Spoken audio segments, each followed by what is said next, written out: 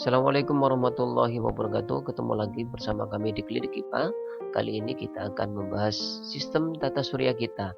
Materi ini diperuntukkan untuk kelas 7 SMP semester 2. Insya Allah nanti materi tata surya ini kita akan bagi menjadi 3 bagian, dan ini adalah bagian yang pertama atau chapter 1.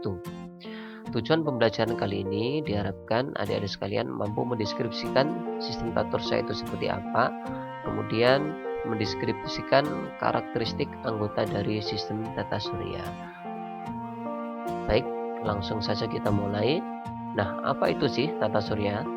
Nah, di depan layar adik-adik sudah ada gambar ilustrasi ya. Itu adalah sistem tata surya yang sampai saat ini diyakini kebenarannya, yaitu tata surya kita berpusat pada satu bintang yang disebut dengan matahari, atau kita menganut teori heliosentris, yaitu matahari sebagai pusat tata surya. Tata surya adalah susunan benda-benda langit yang berputar mengelilingi matahari sebagai pusatnya. Benda-benda langit tersebut terdiri dari 8 planet, kemudian ada satelit, ada komet, ada asteroid, dan ada meteoroid. Nah, siapa sajakah anggota tata surya? Seperti yang sudah disampaikan tadi ya. Untuk lebih detailnya adalah sebagai berikut. Nah, planet ada 8 buah. Yang paling dekat dengan matahari adalah Merkurius. Terus kemudian ada Venus, ada Bumi, ada Mars, ada Jupiter, ada Saturnus, ada Uranus, dan ada Neptunus. Inilah 8 planet yang menjadi anggota sistem tata surya yang berpusat di matahari. Terus kemudian ada asteroid, yaitu batuan angkasa yang sangat banyak yang orbitnya berada di antara Mars dan Jupiter. Ada komet yang mirip dengan rambut panjang bercahaya. Terus kemudian satu lagi yaitu adalah meteoroid.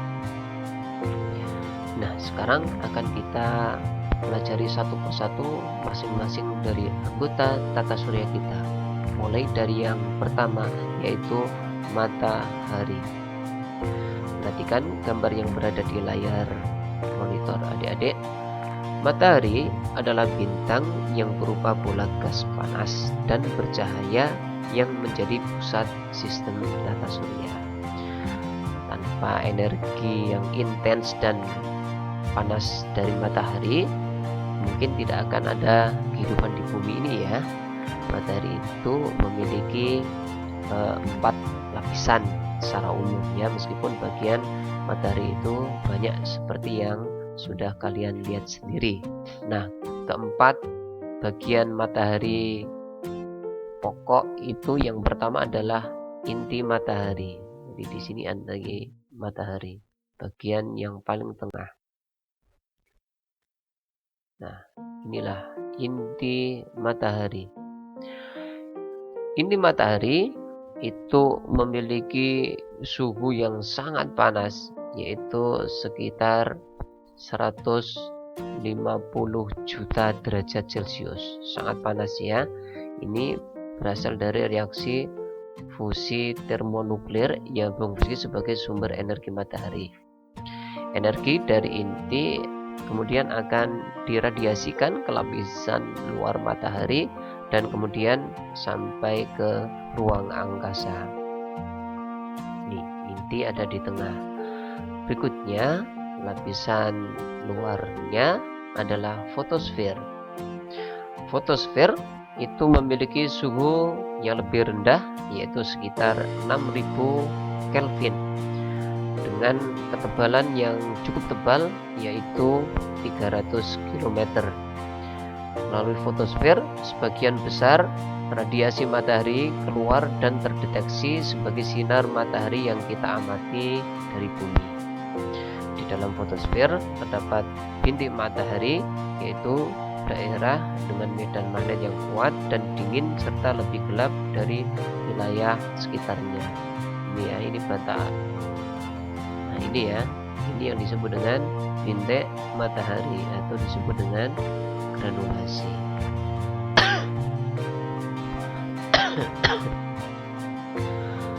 Lapisan berikutnya adalah lapisan kromosfer. Lapisan kromosfer ini adik-adik memiliki suhu sekitar 4500 Kelvin dan ketebalannya jauh lebih besar dibandingkan dengan fotosfer, yaitu sekitar 2000 km. Kromosfer ini terlihat seperti gelang merah yang mengelilingi bulan pada waktu terjadi gerhana matahari total. Terus kemudian bagian yang keempat itu adalah korona. Korona merupakan lapisan terluar matahari yang suhunya lebih panas dibandingkan dengan lapisan fotosfer dan kromosfer, yaitu 1 juta Kelvin dan ketebalannya sekitar 700.000 km. Jadi sangat panas dan tebal. Ini memiliki warna keabu-abuan yang dihasilkan dari ionisasi atom karena suhu yang sangat tinggi.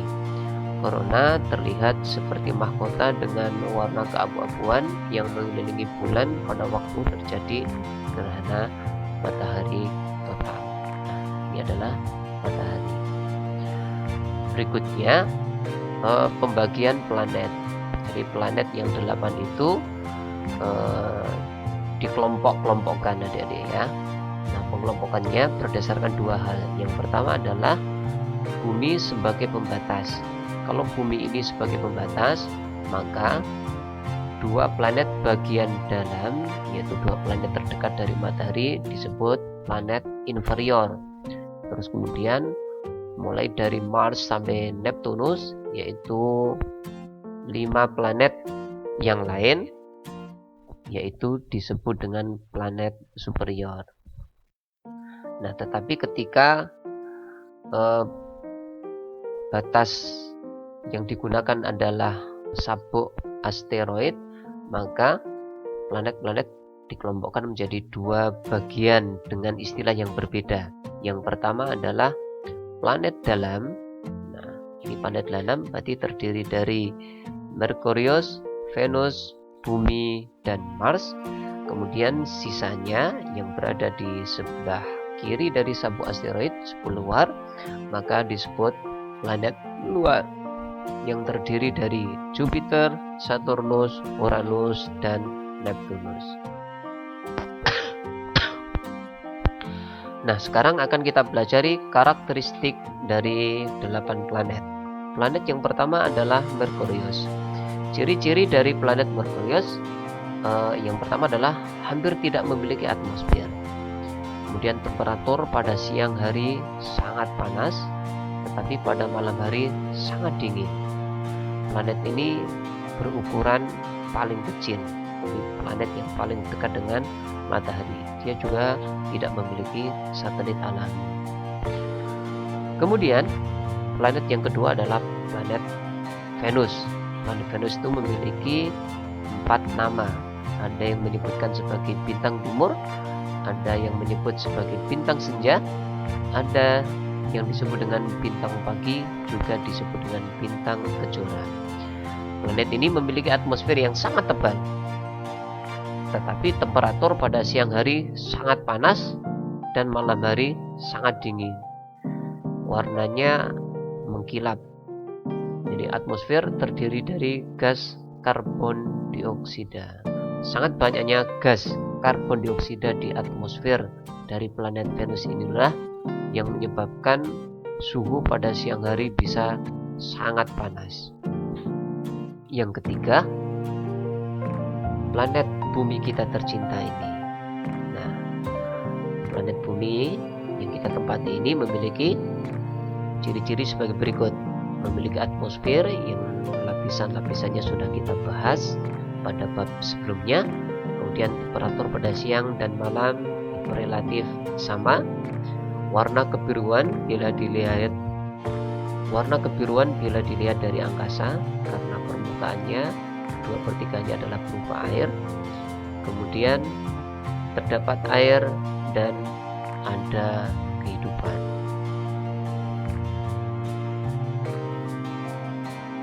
Planet yang keempat yaitu planet Mars. Mars memiliki ciri-ciri sebagai berikut. Permukaan berupa batu, kemudian memiliki kutub es seperti bumi, suhu permukaan lebih dingin daripada bumi, ini wajar ya karena letaknya lebih jauh dari bumi. Kemudian memiliki gunung berapi dengan ketinggian 23.000 meter atau 23 km dari permukaan tanah maksudnya adalah tanahnya Mars, serta memiliki warna kemerahan. Untuk itu planet Mars dijuluki dengan planet merah. Kemudian yang kelima, planet Jupiter. Ciri-ciri planet Jupiter. Planet ini merupakan planet yang paling besar di antara ke-8 planet yang lain. Diameternya kurang lebih 11 kali diameter bumi. Kemudian atmosfernya terdiri dari hidrogen dan helium dan memiliki awan dari amonia dan kristal es. Planet yang keenam yaitu planet Saturnus. Ciri-ciri planet Saturnus adalah sebagai berikut. Angkasanya diselimuti oleh sabuk yang kaya dengan hidrogen, kemudian mempunyai cincin yang berlapis-lapis, terdiri atas kristal es dengan lebar 402.000 km dan tebalnya sekitar 15 km. Planet Uranus. Ciri-ciri planet Uranus: terselubung kabut tebal, terutama terdiri dari gas metan, juga memiliki garis tengah kira-kira 4 kali garis tengah bumi. Garis tengah itu diameter ya, jadi kira-kira besarnya adalah 4 kali dari ukuran planet bumi.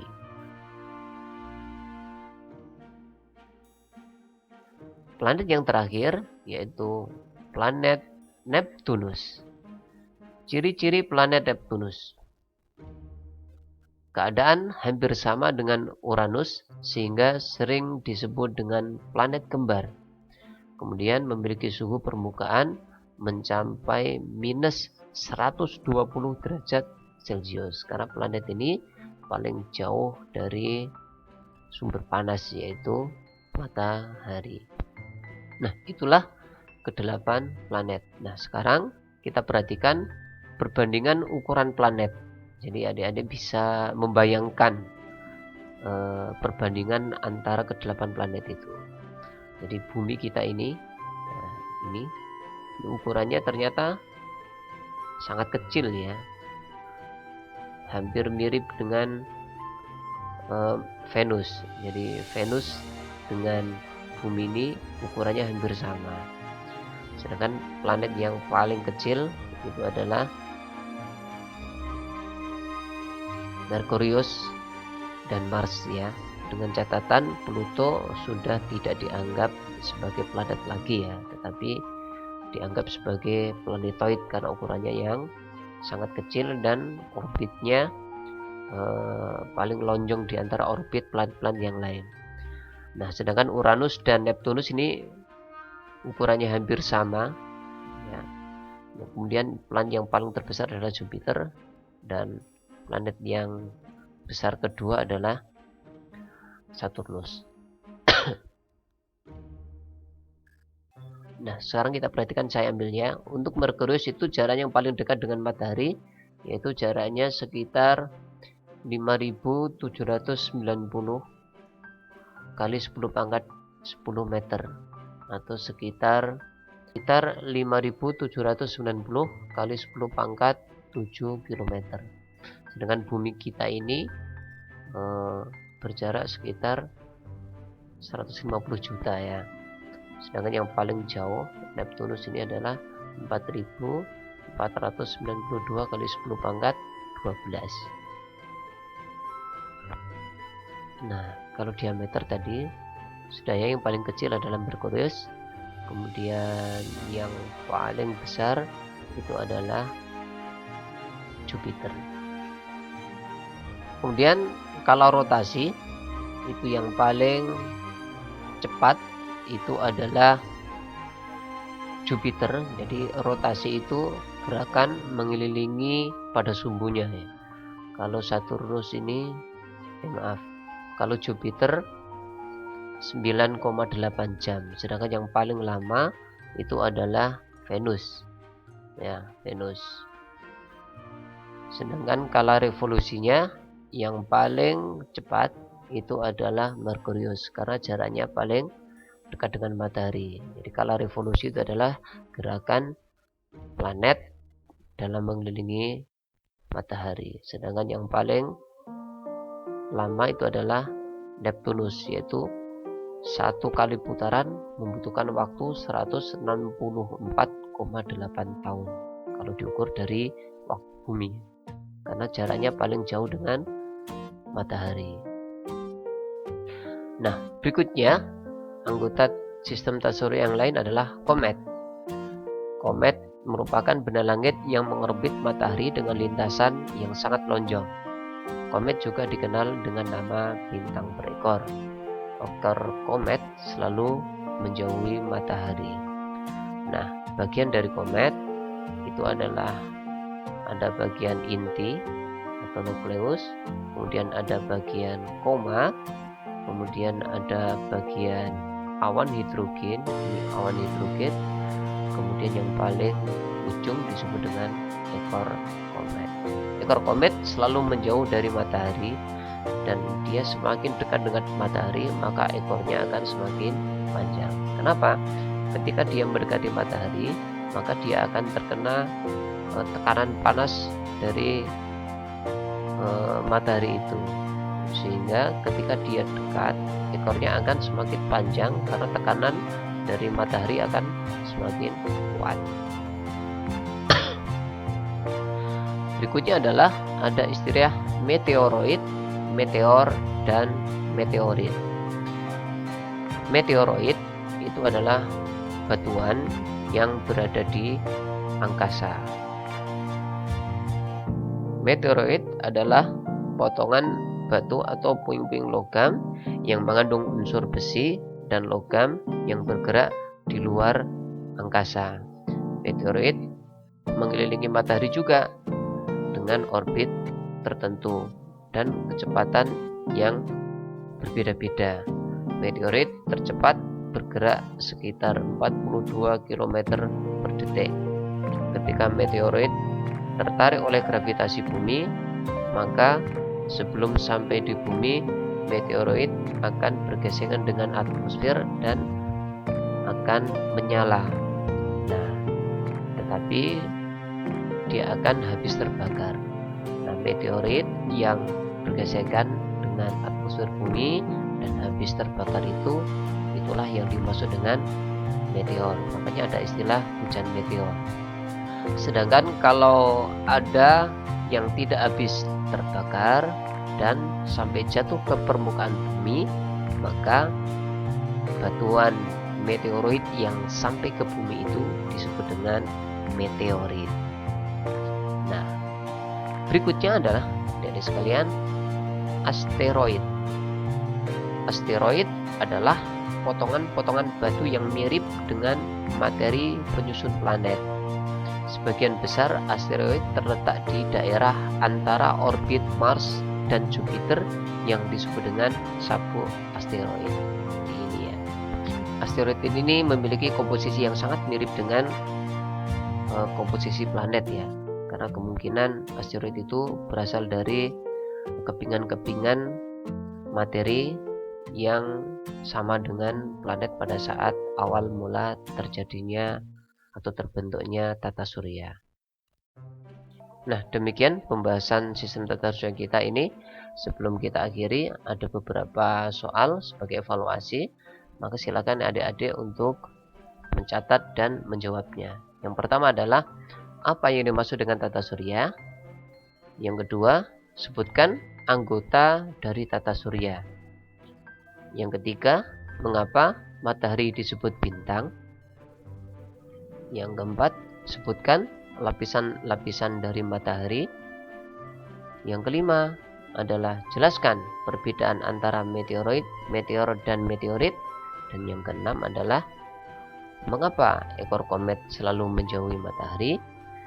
Demikian yang kita bahas hari ini. Kita sambung pada bagian yang berikutnya. Kita akan membahas tentang bumi.